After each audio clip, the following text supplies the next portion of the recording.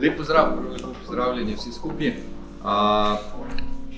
Jaz sem bil kar vesel in presenečen, da smo bili na nek način tudi povabljeni. Običajno smo kot neka, jaz se rad uporabljam, ko smo običajno bolj na začetku, da se počutim kot ono, ko gre človek na rock koncert, pa mora dati čez prvo predskupino, pa drugo predskupino, zato da pride do glavnega, kar pol običajno sledi.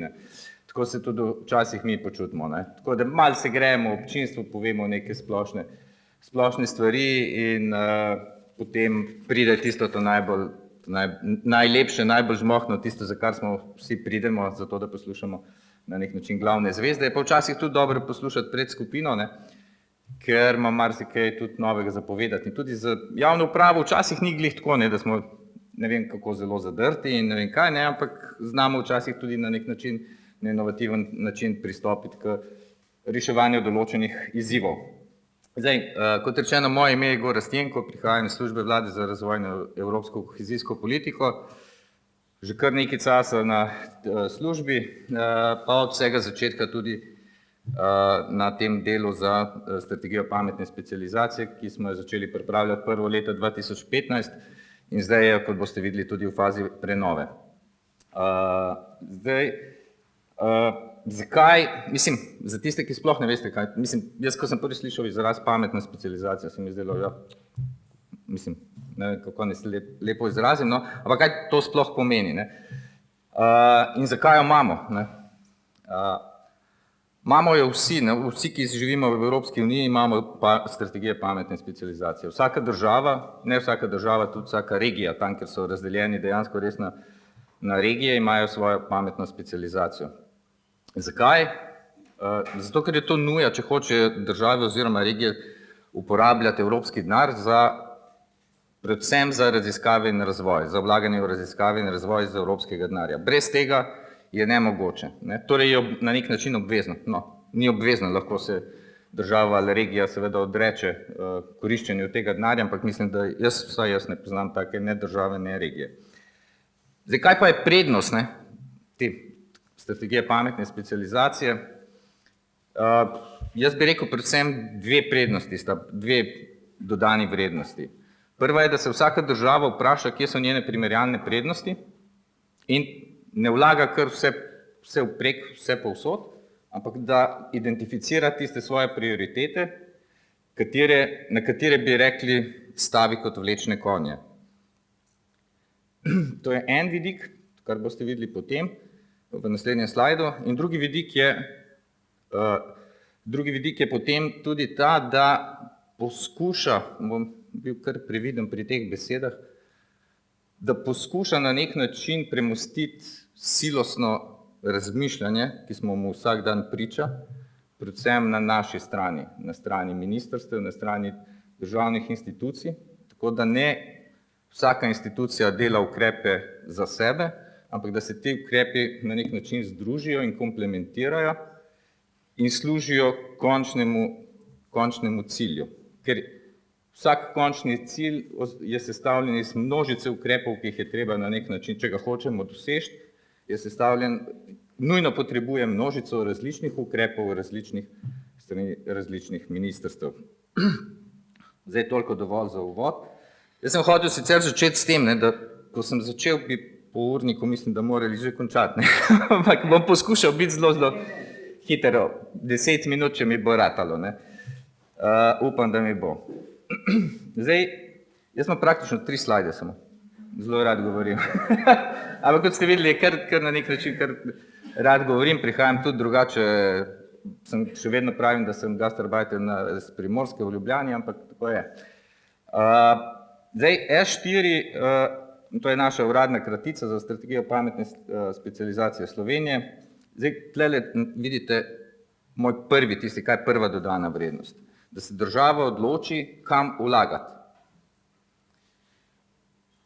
In teh 9 krogcev, imate 3 velike krogce, kamor se uvrsti teh 9 do 10 krogcev, In kar je najpomembneje za to skupnost danes tle, ki smo, ne, je, da smo že takrat, Slovenija bila ena redkih držav, ki je dala svojo prioriteto na področje turizma, in to ne turizma kar tako, ampak trajnostnega turizma.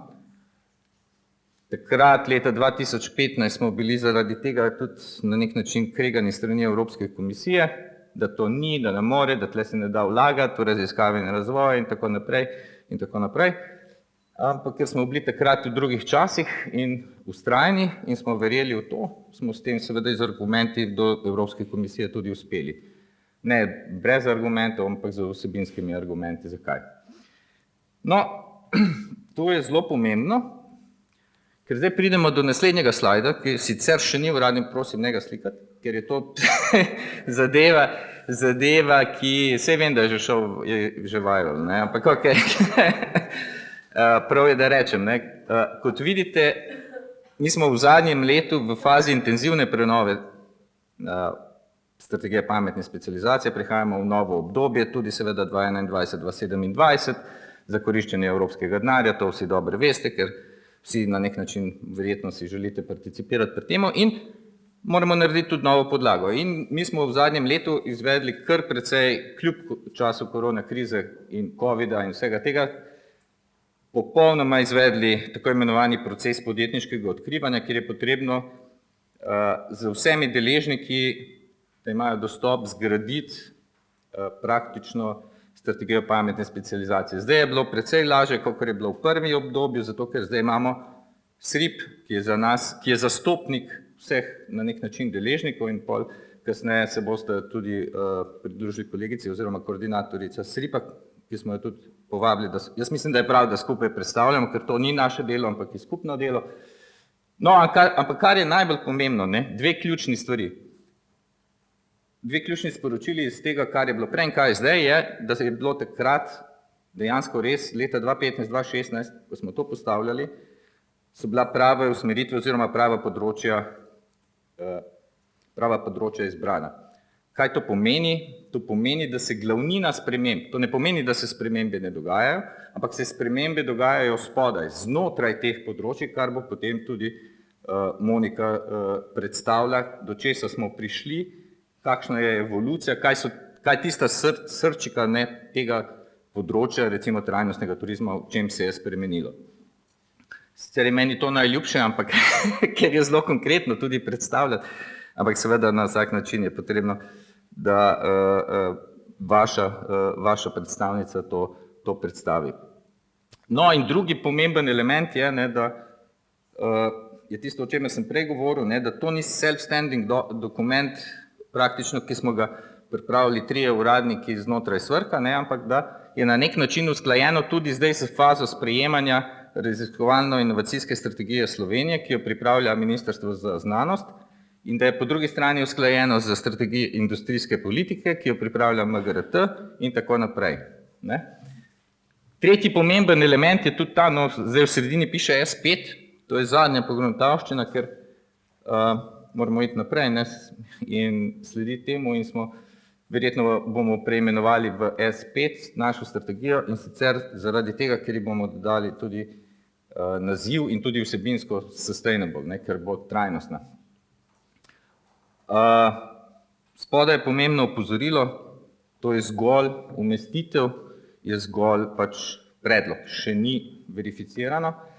Najpomembneje za to sredino pa je, ne, da ohranjamo trajnostni turizem kot en od slovenskih prioritet.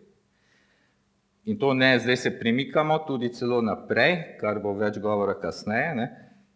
Če gremo nazaj, ne, naslov naše prezentacije, naše skupne prezentacije je S4, ki je bilo do 2021 in trajnostni turizem, in S5, ki je do 2030 in odgovorni turizem prihodnosti. Kaj se skriva za tem, kasneje Monika. No, zdaj pa še verjetno najpomembneje, ne, to običajno vedno najbolj zanima, ne, kje leži denar, ne. Oziroma, kje so vsi te ukrepi. No, tlele se moram najprej opravičiti, ker sem hitel za to predstavitev, kljub temu, da je 4 slajdi, napaka se zgodi, ne. Tisti krogci znotraj so iz ene druge predstavitve, ki jo imam za področje človeških virov, Tako da tistih krogcev noter ne toliko gledati. Ne. Oziroma, jaz vam bom povedal zakaj. Ne. Jaz bi rekel tako, jaz bi se vprašal, kaj lahko mi mislim, zakaj ta E4 za nas pomembna, oziroma kaj lahko mi od tega imamo, to se verjetno vsak sprašuje. Ne. Kaj lahko imamo? Lahko se sodeluje na praktično vseh razpisih, ki jih prijavlja država naša, ki dobimo denar, ko imamo denar iz evropskih sredstev, za tako imenovani, kar je najpomembnejše in kar bi moralo biti v sredini, namesto tistih krogov, ne, je tako imenovani cilj politike 1 oziroma tako imenovana pametna Evropa. Kaj se za tem skriva? Tle se skrivajo vsa vlaganja države ali regije, seveda, tam, kjer imajo samostojne vire financiranja, za štiri stebre zdaj. Prvi je vlaganje v RRI, se pravi v raziskave, razvoj, inovacije. Drugi so vlaganja v podporni sistem za mala in srednja podjetja, za podjetništvo in inovacije in v mala in srednja podjetja direktno. Tretji je spremembe na področju digitalizacije in četrti, ki je prišel v tem obdobju in je notri kot eden sestavnih 4 stebrov, je vlaganje v tako imenovane znanja in spretnosti za pametno specializacijo. To področje je, tu moram povedati, je prišlo na nek način zaradi Slovenije oziroma naših izkušenj iz preteklega obdobja, ker smo vztrajali in rekli, da vsakršno vlaganje v tehnologijo se popolnoma, tudi komisiji, popolnoma BV, če se hkrati ne vlaga v ljudi. Tako da to so praktično vsi te 4 ukrepi. To je za tisto znotraj. Kaj še lahko imamo? Lahko seveda sodelujemo, imamo precej zdaj v letošnjem obdobju, zgoraj vidite napis NOO, sredstva, ki se iz načrta za okrevanje in odpornost, poznate, tam je tudi, se lahko participira na ta način. Imamo potem tudi sredstva na področju Evropskega socialnega sklada, predvsem za kadre, imamo sredstva iz kmetijskega sklada, imamo sredstva iz ribiškega sklada in tako naprej, tudi sklad za pravičen prehod v upravičenih regijah in vsi ti, tudi sklad za pravičen prehod, naprimer, investicije morajo biti usklajene s strategijo pametne specializacije. Ne. Če recimo tam, ki se bo dajalo denar za prenovo teh regij, bi hoteli vlagati v neko področje, ki ni v pametni specializaciji, je nemogoče. Ne. Zato je tako pomembno, da je tudi turizem tam. Marsikatera država turizma nima notri v pametni specializaciji. No in še, kaj lahko, ne, lahko tudi na nacionalnih sredstvih, nacionalnih razpisih, lahko na evropskih razpisih. Mi mnogokrat dajemo, verjetno Monika to ve, ne, dajemo tako imenovane letter of support, kadar se prijavljajo in moramo mi garantirati, da je projekt v skladu s strategijo pametne specializacije, sicer se ne morete prijaviti. Zato mislim, da je to, da ste se odločili, oziroma smo se vsi skupaj odločili, da je turizem sestavni del strategije pametne specializacije, res izrednega pomena.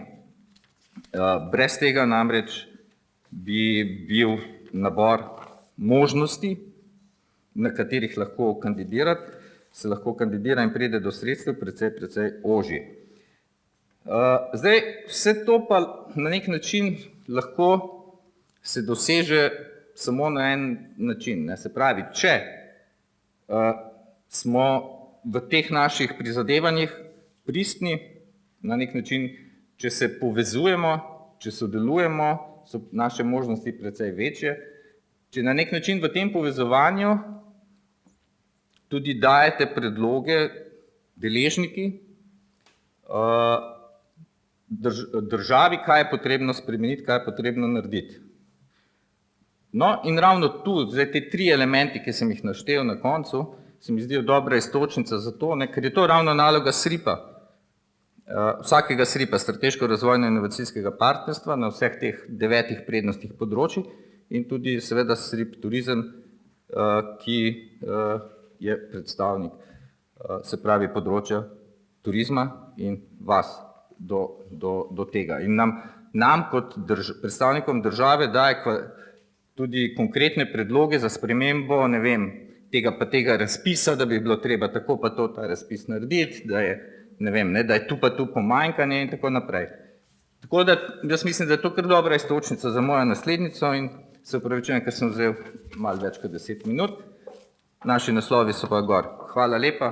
Jaz sem sicer zelo omejeno dostopen za vprašanje, ker ob 12:30 imam naslednji sestanek. Hvala.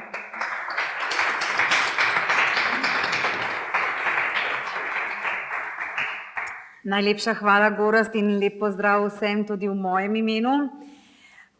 V začetku prejšnjega leta nas je ministrstvo pozvalo, da bi postali nosilci pametne specializacije za turizem in potem se je zgodila korona. Beseda razvoj je v tistem trenutku v turizmu dobila mnogo sopomenk.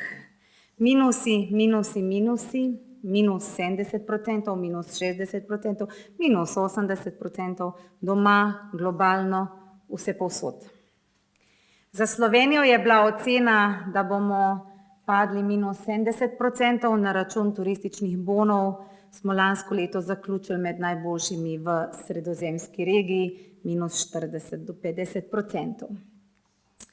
Ampak seveda ni vse samo slabo. Običajno so krize ravno tiste, ki so največja priložnost, da razvijamo, da inoviramo. Velja v teoriji inovativnosti, da so največje inovacije nastale takrat, ko so se razvile iz neke hude potrebe in iz neke krize. Zato nismo obupali, je pa res, da se slovenska turistična podjetja v tem trenutku morajo ukvarjati tudi s čim drugim, kot so se leta 2019, ko je slovenski turizem dejansko bil v vzponu.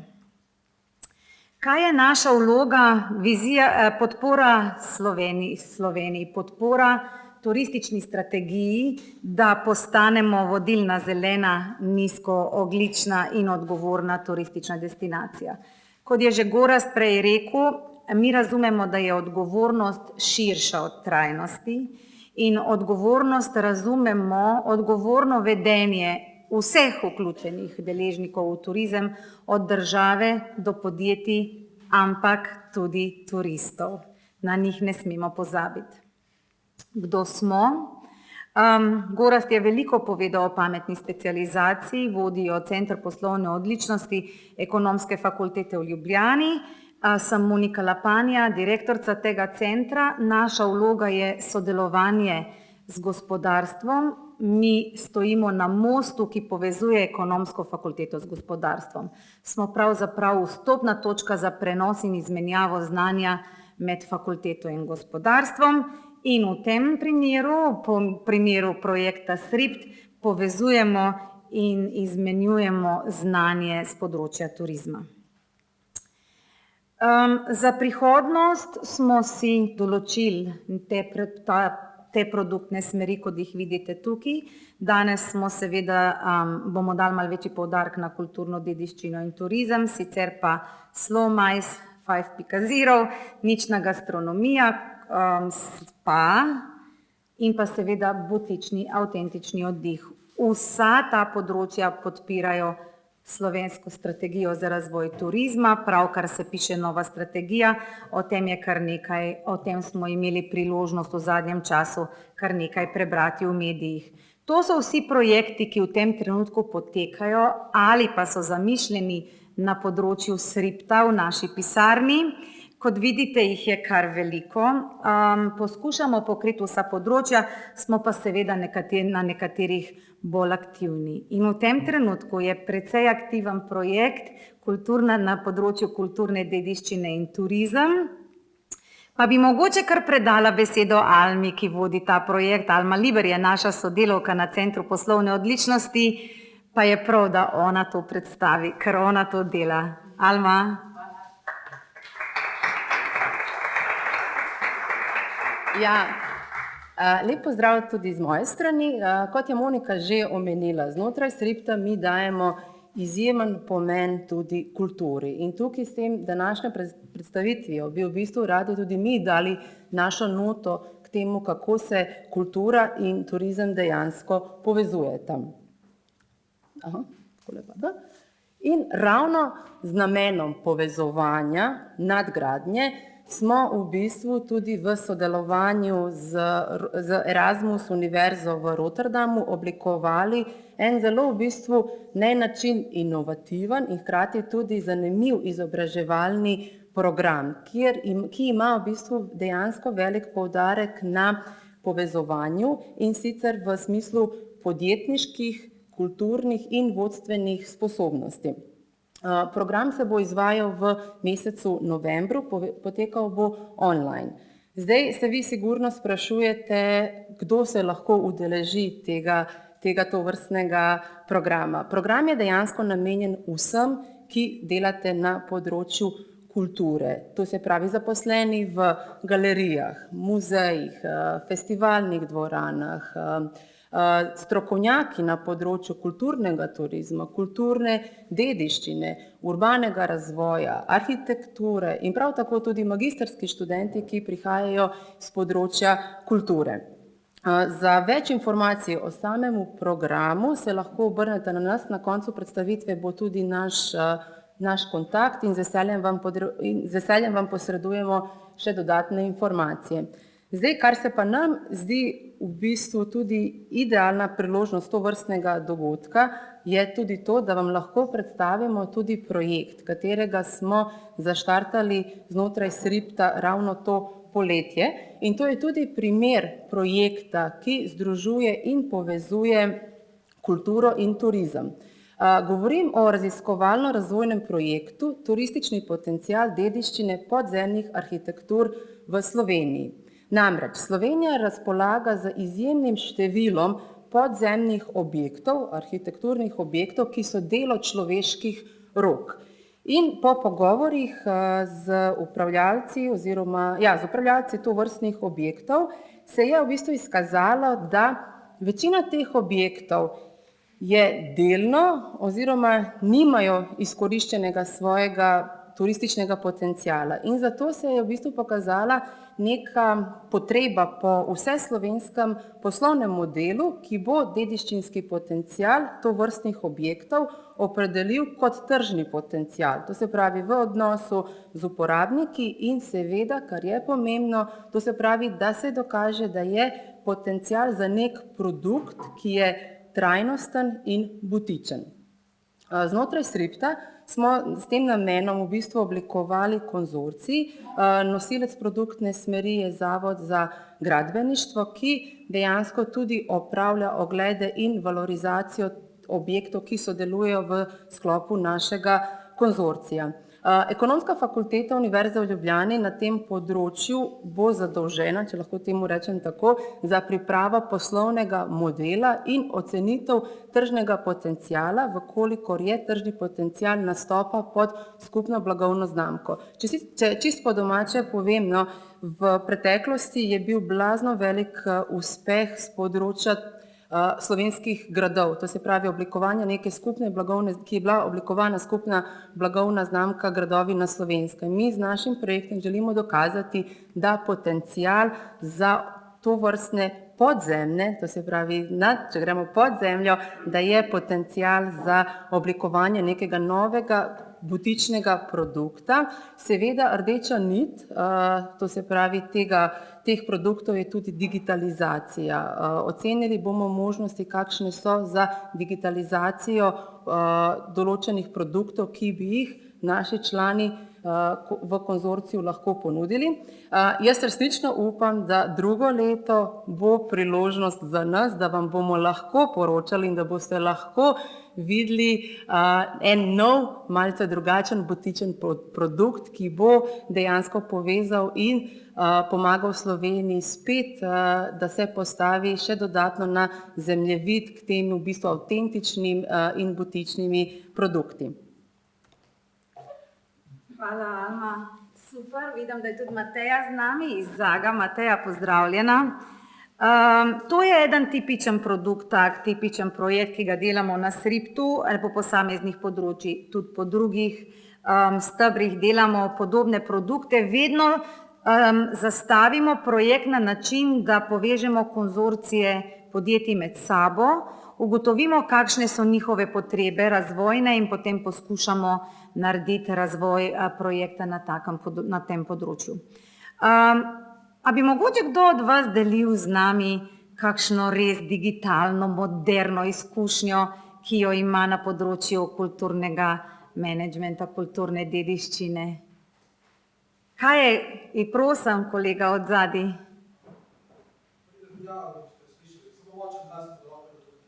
A imamo online, a je online prenos? Ni prenosa, potem pa lahko verjetno, ja. Hvala lepa za besedo. Gregor Novakovič je moje ime, sem direktor Zavoda za turizem Cerkno in pri nas, kot veste, nažalost nimamo piščali, ker je Narodni muzej Slovenije, ampak ja, v bistvu je bila pa odkrita torej v Šebreljah oziroma na območju Šebrelj, torej v občini Cerkno, najstarejša glasbilo na svetu in mi smo v okviru projekta Ministrstva za gospodarski razvoj in tehnologijo, o katerem je govorila tudi direktorica Direktorata za turizem, uspeli približno en mesec nazaj zaključiti torej digitalizacijo same jame oziroma arheološkega najdišča Divje Babe 1 in v bistvu to je prvi tovrstni projekt v Sloveniji in tudi širše, v bistvu, da smo na podlagi digitalizacije uspeli, po mojem mnenju, res narediti en konkreten premik na področju paketitve, torej same turistične ponudbe v celotni občini in predvsem pa v bistvu na področju arheološkega parka. Zadeva zelo na kratko, zadeva v bistvu je relativno enostavna rešitev, smo našli kakorkoli že, torej tisti, ki ste bili v jami, ne vem koliko od vas je že bilo, torej jama je približno globine 45 metrov, 15 metrov široka, v dveh nadstropjih, recimo temu, a ne. To ni v bistvu klasična jama, kot je Postojnska in Škocjanska, da je zelo lepa na ogled in podobno, da gledaš kapnike itd., ampak v bistvu je pa zelo zanimiva z vidika te najdbe tisoč in ene kosti, orodij v jami. Ampak to je primer, kako lahko klasično izkušnjo digitaliziramo in ta postane še toliko bolj zanimiva. Tako, v vsakem primeru, samo da zaključim, zelo na hitro.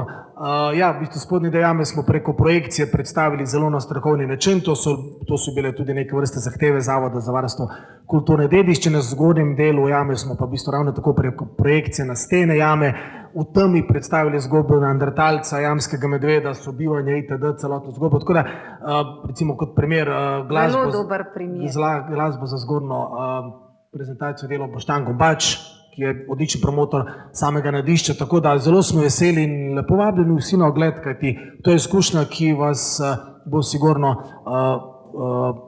vznemirila do določene mere. Sej ne vem, če naključja obstajajo ali ne, ampak prihajam namreč iz Šebrelj.